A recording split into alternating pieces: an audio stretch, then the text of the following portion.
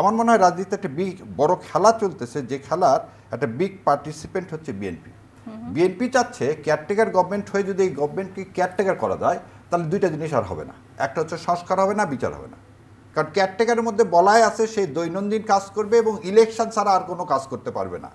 এবং এই জিনিসটাই বিএনপি চায়, যে এই সনদের জায়গা থেকে যাক, এই সরকারকে ট্রান্সফর্ম করা হোক কিসের তত্ত্বাবধায়ক সরকারে, তাহলে হবে কি এ খালি ভোট করে চলে যাবে, সে ইউনুস হোক আর যাই হোক। কারণ তাদের তো একটা মাত্র লক্ষ্য তো ক্ষমতায় যাওয়া, মানুষের ভাগ্য পরিবর্তনের জন্য তো তারা যাচ্ছে না।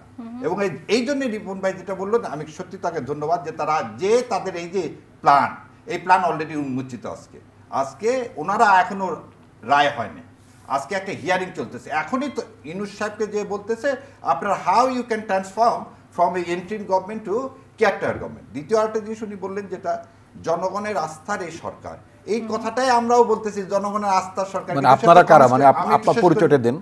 আমি শেষ করিনি, মানে আমরা বলছেন তো আপনারা কার, সেই পরিচয়টা দিয়ে দেন। আমরা এদেশের সাধারণ মানুষ, বাংলাদেশি জাতীয়তাবাদী বিশ্বাসী যারা, তারা এইখানে একটা জিনিসটা আপনাদের বলি, উনি কি বলতে পারবেন যে এই কনস্টিটিউশন অত নম্বর আর্টিকেলে এই এন্ট্রি গভর্নমেন্ট আছে?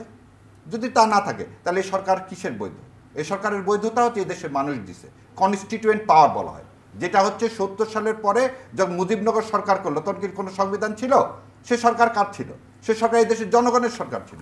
ঠিক এই সরকারটাও জনগণের সরকার, কোনো সংবিধানের মধ্যে না। এবং বিএনপি কেন এই ৭২-এর সংবিধান, তথাকথিত ভারতের ড্রাফটের সংবিধান আঁকড়ে ধরে থাকতে চায়, অনলি আল্লাহ নোজ। কারণ তাহলে আর কি করতে ক্ষমতায় যাওয়াটা সহজ হয়। এবং আজকে আপনাকে একটা জিনিস বলি, আমরা হিয়ারিং করতেছি, হিয়ারিংয়ে দুইটা জিনিস খুব আসতেছে। একটা হচ্ছে এই তত্ত্বাবধায়ক ব্যবস্থা আমরা সনদে যে প্রস্তাব করছি, আর ৯৬ সালে আমাদের ত্রয়োদশ সংশোধনের মাধ্যমে যে তত্ত্বাবধায়ক ব্যবস্থাটা ছিল, এই দুটো কিন্তু ডিফারেন্ট। তাহলে আজকে যদি রায় হয়ে যায় হ্যাঁ তত্ত্বাবধায়ক ব্যবস্থায় ফিরে যাও, তাহলে কোন তত্ত্বাবধায়ক ব্যবস্থায় ফিরে যাবো?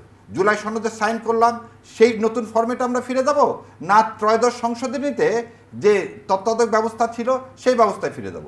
প্রথম কথা, রাজনৈতিক বন্দোবস্তের জন্য তত্ত্বাবধায়ক সরকারকে আপনি যে নামেই ডাকেন, গোলাপকে সে গোলাপ এবং সে সৌরভ ছড়াবে। সো ইউনুস সাহেবকে যে নামেই ডাকেন, উনি এদেশে যতদিন পর্যন্ত সংস্কার, বিচার এবং নির্বাচন না হচ্ছে ততদিন পর্যন্ত উনি থাকবেন, এবং সেটা ফেব্রুয়ারির ১৫ তারিখ পর্যন্ত। সেটাই আমি আশাবাদ ব্যক্ত করি।